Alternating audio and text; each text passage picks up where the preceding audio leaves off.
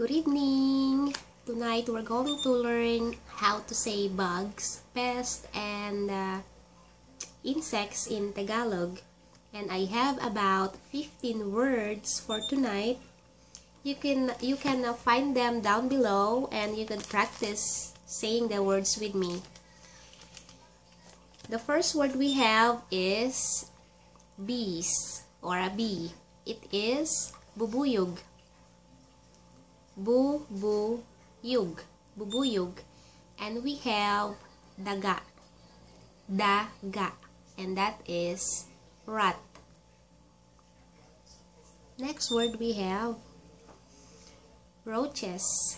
And we call roaches or cockroaches ipis.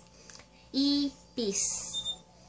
And we have wasp or putakti. Putakti.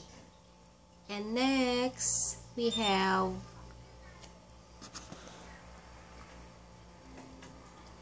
butterfly or paro.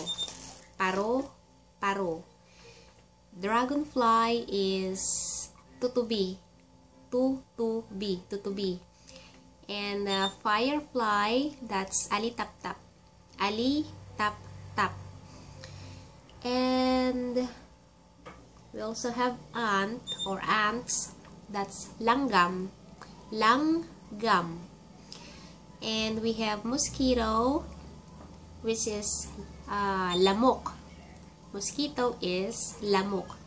And back in the Philippines, we have to sleep inside the mosquito net so we don't get mosquito bites.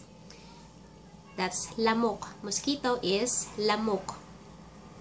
And then we have termites.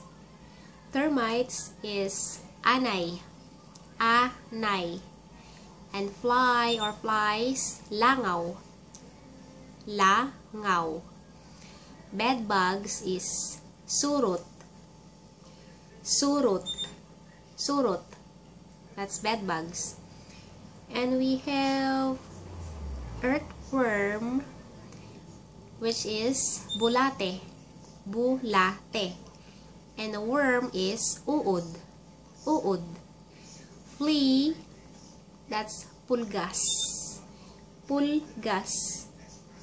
And to say insect and pest, insect is insekto. And pest is peste.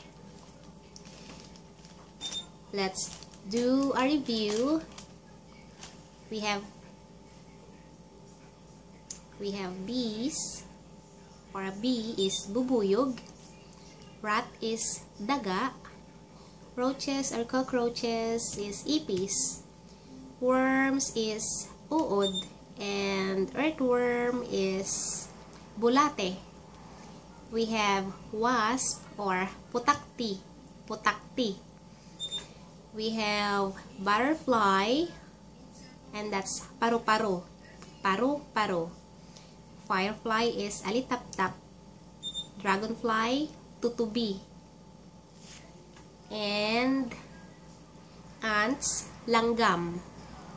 Termite is anay. Flies, langaw. Bed bugs is surot. And flea, pulgas. And last word we have mosquito, which is lamok. That's it for tonight. Good night. Bye-bye.